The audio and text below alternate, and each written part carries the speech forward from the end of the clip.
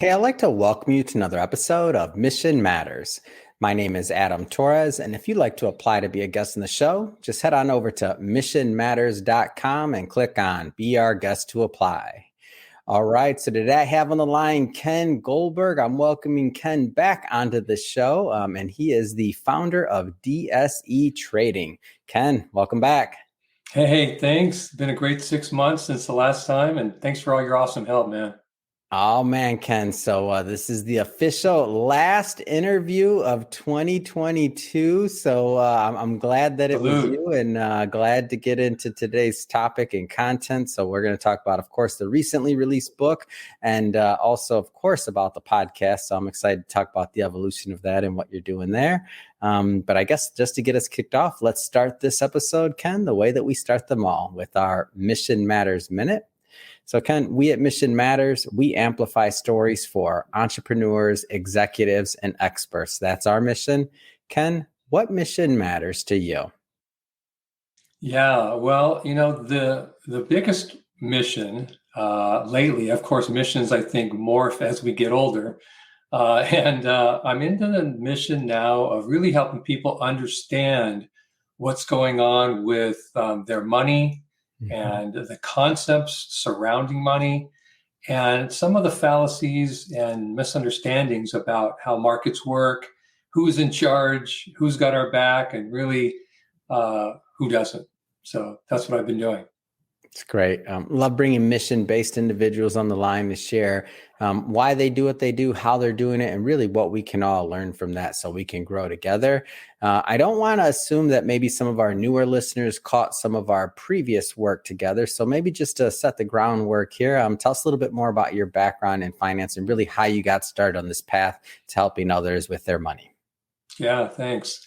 I am almost done with my fourth decade of investments in Wall Street, trading floor, banking, hedge fund type of really broad background. So I understand a little about a lot of things, and I understand a lot about maybe one or two.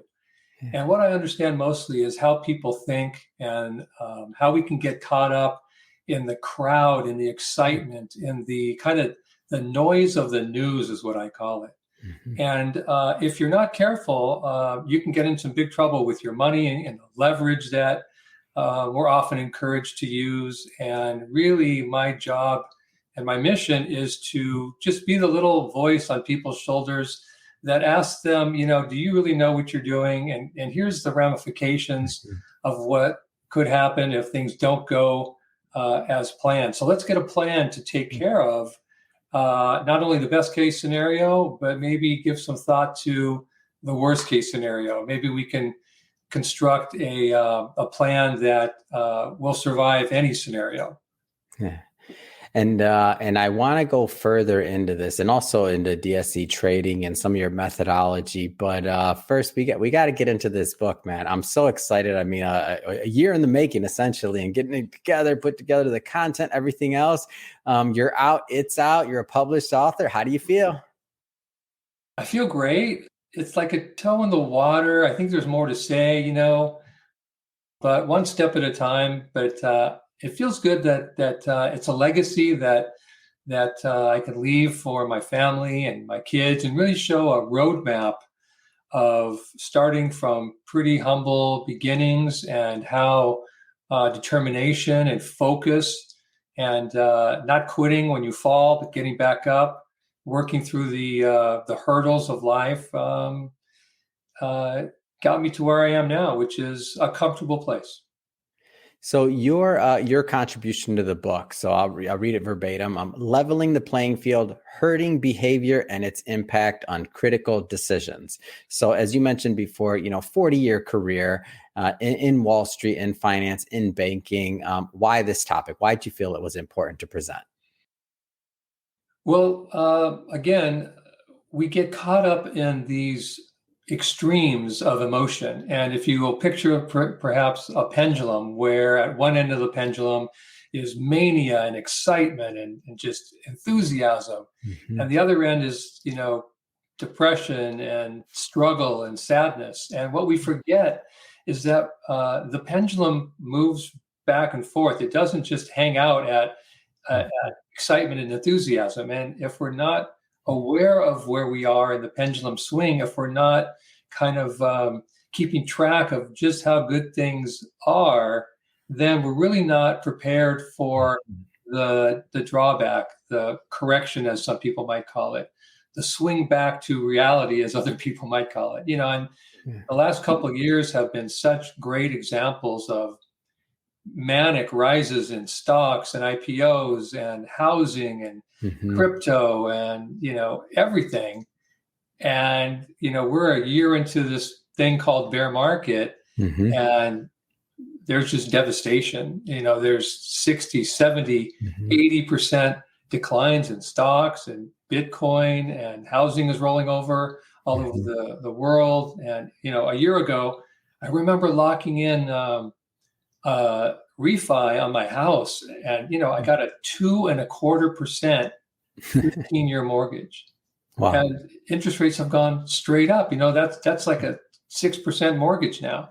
And it's a great lesson, although it happened very quickly, but I think that's a good thing, about how fast things can change. And so our herding behavior, how we get caught up in it, really can set us back a long way in our financial life and our lifestyle, in our comfort zones. And I think it's so important that people really take the time to study not only the good, but also the less good. And so I know most people aren't going to do that because it's work.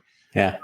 So I've spent, my career really studying the past 300 years of market data, going back before the New York Stock Exchange, using British stock prices and these patterns of human behavior when we act in a herd, in a crowd, when we act together like we do in the markets.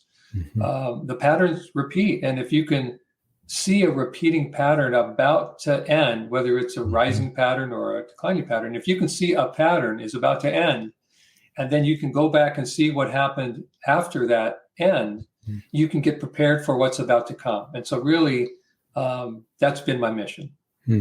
So I think that's also a great transition to going further into DSE trading as well. So tell us a little bit more about the company.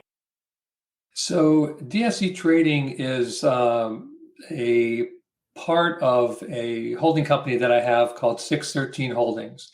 DSE is the portion of my business that deals with stock market and various markets analysis and forecasting. And DSE is actually this group of indicators put together in some algorithms that go ahead and search history for repeating patterns. And then we're able to probability rank what should come next. So we can say, well, there's 3 different options. They should, this is really the strongest one. This is the middle one. And this one could happen. Kind of like, good, medium, and bad, the scenarios. Yeah. And so what I do now is I consult to investors, I consult to funds, I consult to attorneys and business people who are planning, a 3 to 5 year business plan, so that they don't get caught stuck in a trend that's about to end.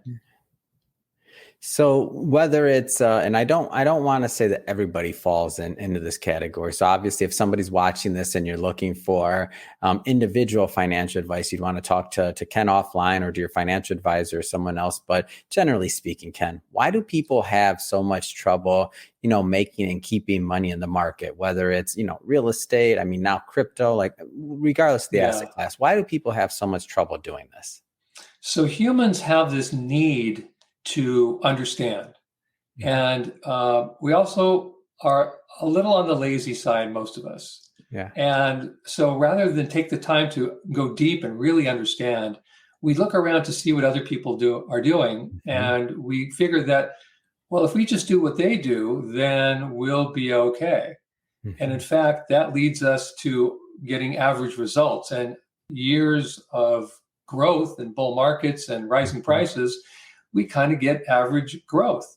And in years of recession and contraction, then we can get average loss. And unfortunately, because we tend to be greedy as a group, as things are working for us, for instance, as markets move up, we tend to get away from the high quality things, stocks and companies, and we tend to move towards lower quality companies. And that's when things really get bad, because when the trend turns, of course, the weakest companies get hit the hardest, their earnings go away the quickest, and we lose the most money doing that.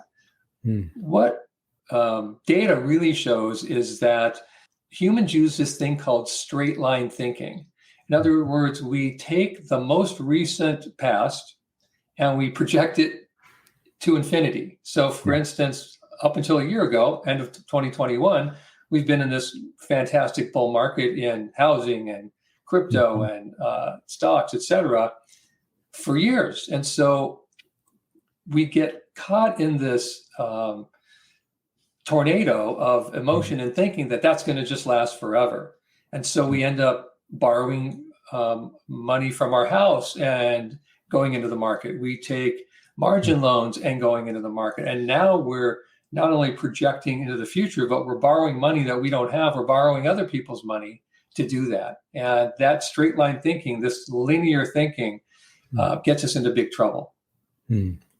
So you mentioned, some of the research you've done. 300 years you're going back. You're also 40 years, experience. How do you know, or how do your models predict or know when we're heading towards turning points? Like, how do you have confidence in this? Yeah, that's a great question. Sometimes it's really hard to pay attention to the model. The model doesn't have emotion, and it doesn't have this amazing human process that we go through called coping mechanisms, where we rationalize and justify and deny and all these things that we apply to most parts of our life. So the model just says, hey, things are overvalued, and this is a time where we need to be careful. It's hard at that time to say, oh, wow, my $1 million has become 3 million in the past 10 years. I don't want to get out of the market. And that's what we exactly should be doing, right? When things are so good to be true, utopian, and we start patting ourselves on the back for being these geniuses, we often confuse our brains with the bull market. We think we did it. And in fact, most of that is being in the right place at the right time.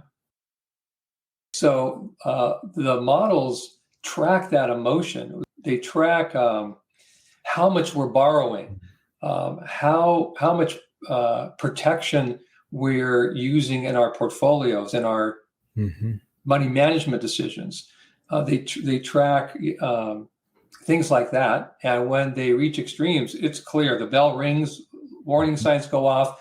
And even from, our first interview in July, there were some things we talked about that are happening now, and most people wouldn't believe them. So, yeah. So one of the things that you use in predicting and forecasting is probability ranking. Can you explain a little bit more about how that works so the listeners can understand a little bit more about the thought process behind what goes into the advice you give? Yeah. So if we look at history, going back 300 years, and we see a certain behavior, we call it behavior. Most people would think of it as stock price movement. In fact, because there's this billion or so people around the world all invested in markets, speculating in markets at the same time, the prices of things are manifestations of our emotion, our mood. When we're in a good mood, we buy stocks, we buy houses, and we buy more houses, and we Airbnb houses because we think we can always get someone to rent them from us, right? We almost get this delusion of grandeur. And the history tells us that that pattern has led to certain types of, we'll call them corrections in pricing, drawdowns. And those patterns don't always manifest in immediate crashes. They don't always, crash like they did in 2008 or 2001 or 1987. Sometimes they fall halfway down, bounce a little bit back up, fall some more. And the probability ranking system can forecast very clearly how deep a correction might go. Mm-hmm. It doesn't necessarily perfectly represent the path that we're going to get there. So what we get is these big warnings of, for instance, Netflix. Netflix is down 70% in a year since its all-time high.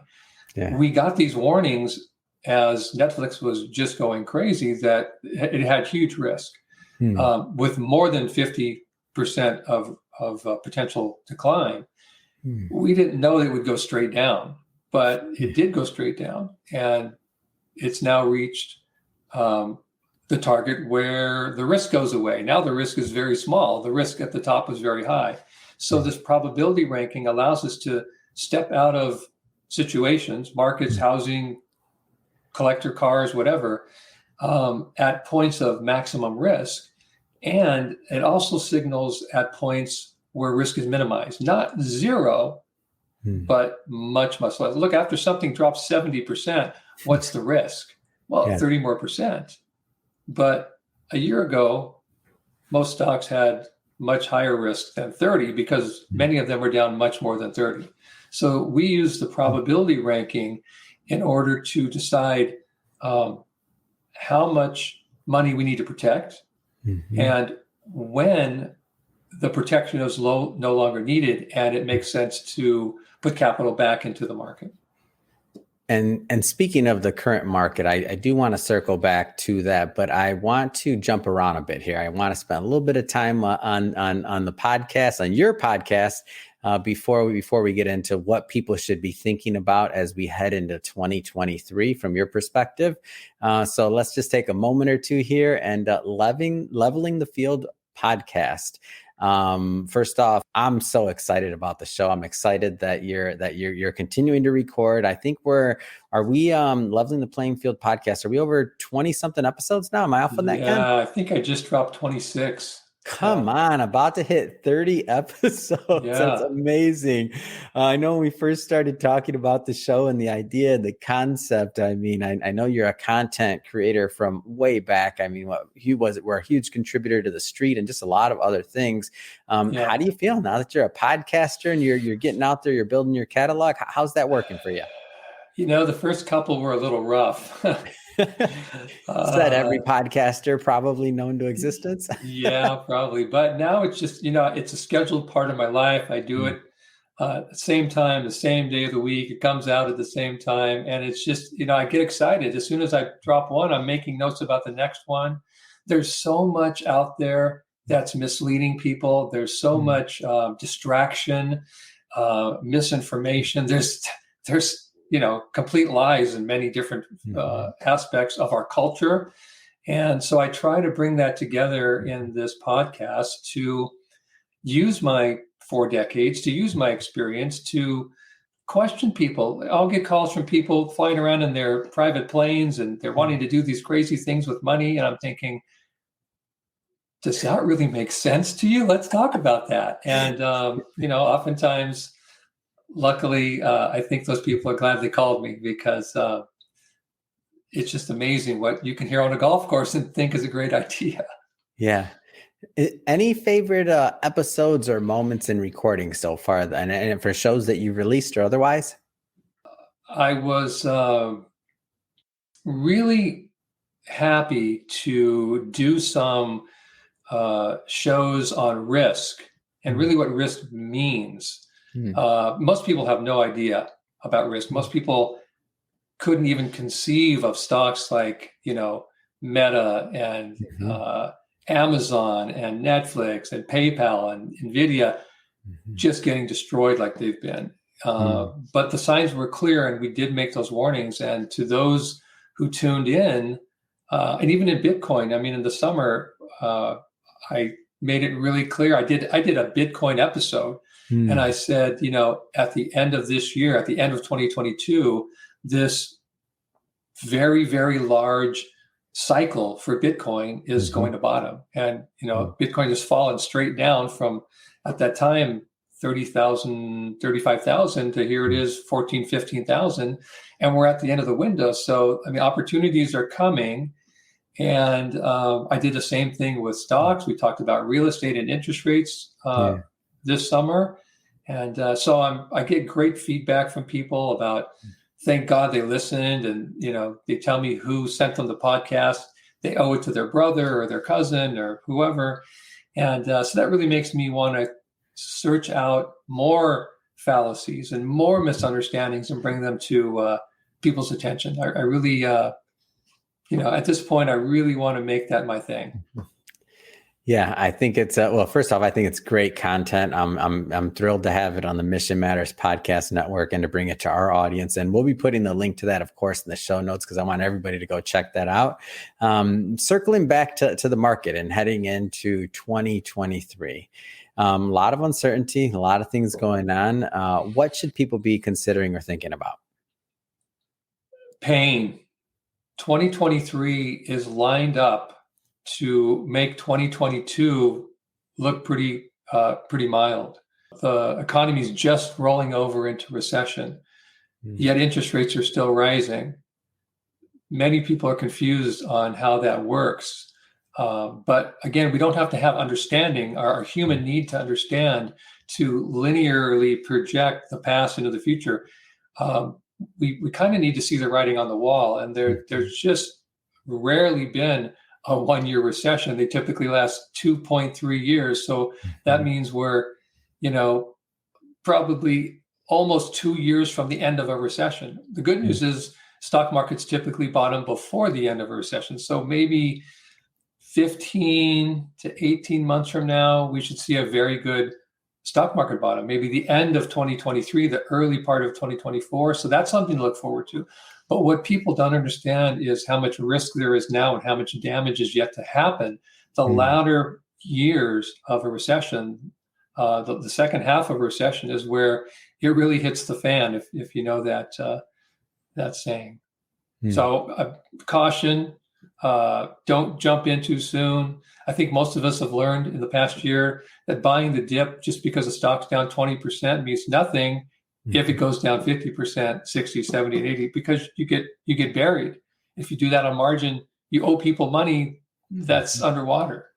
So patience, I think, is a great buzzword for 2023. Planning, maybe some honesty, maybe some time in front of the mirror, looking at yourself and asking yourself, have I been the best steward of my money? Could I have done better? And do I need help? It's really hard for most of us to ask for help, but there are some really good people out there. And if you've experienced, as a matter of fact, Morgan Stanley last month put out a note saying that the average U.S. portfolio, the average investor in the United States is down 43% in their portfolio. That's a horrible number. Yeah, a 40% decline needs an 80% gain to break even, or almost 80%. So we almost have to ask ourselves, are our financial advisors the best thing for my money? And do I need another one? Or do I need someone to advise me on my advisors? So it's going to be a good year to take inventory. It's going to be a tough year. Don't get me wrong. I'm mostly in cash, and I've got a plan on what to do with that cash. I'm waiting to get in. I've been waiting for a year since we got our big signals, and I can't wait to get in, but I think it's going to be at lower prices. And so working with DSE trading, how do people engage in with your service, and really, and how do you work with individuals? Is it coaching one-on-one? Is it group format? Like, give us a flavor for how people actually get advice. Yeah, so at the very simplest level, we put out 2 45-minute videos a week, which are general market information with some targets on price on various asset classes, stocks, bonds, interest rates, housing, crypto, what have you. Not really crypto, but Bitcoin, oil, gold, whatever, commodities. And that's a good general way to be involved, get an idea of what we're doing. For those that are more active, that really want more individual coaching, then you want to get on the phone with us and set up some sessions where we could get into detail on what you have, what the problem is, what to get rid of, cut off the finger to save the arm, cut off the arm to save the life, type of thing. And we're very excited, actually, about to launch a new service, which is much more global. It's going to be called DSC Advisors. So instead of more stock by stock advice, it's really more of a portfolio perspective. So the bigger picture, and we're very excited about that. Oh, that is exciting. I can't wait to hear more about that and how that unfolds. Well, Ken, I just have to say, it's been great having you on the show. Last episode of the year, going into 2023. You mentioned the DSC Advisors coming up. Have to ask, what's next overall? What's on the horizon for yourself and DSC trading? Yeah, I'm probably going to be doing more speaking, more traveling this year. I'm going to try and step away from the office and the computers. People coming on board to do the back end for me. That's I want to get out more, and it's a good way for me to really get the pulse of this crowd behavior, this herding mentality, and I think that will help me not only for my own portfolio, but it'll help my clients as I get them ready for the next bull market, which is coming. Yeah. Right. This is a bear market. It's not done, but after it's done, amazing stuff's coming with the next move. So we want to be ready. We want to maintain capital. We want to survive the bear market, and then we want to get ready to go. It's going to be big. It's awesome. If somebody wants to connect and follow up and learn more, what's the best way for them to do that? You can email us at ken@dsctrading.com. You can email us at info@dscadvisors.com. And you can go to the website, dsctrading.com. And we're here. We're happy to help. Perfect. And we'll put those websites or the website into the show notes so that our audience can go check it out. And speaking of the audience, as always, thank you for tuning in. If this is your first time with us and engaging on a Mission Matters episode or the platform overall, we're all about bringing on business owners, entrepreneurs, and executives and having them share their mission, the reason behind their mission, what they're doing in the market, and really what we can all learn and gain from that so we grow together. Whole point here of the show and what we do is we want to all grow together. If that's the type of content or information that sounds interesting or fun or exciting to you, hit that subscribe button because we have many more mission-based individuals coming up on the line and we don't want you to miss a thing. And Ken, thanks as always for coming on the show. And I guess we should say early Happy New Year. We're a couple of days away. Happy New Year. Thanks for having me again.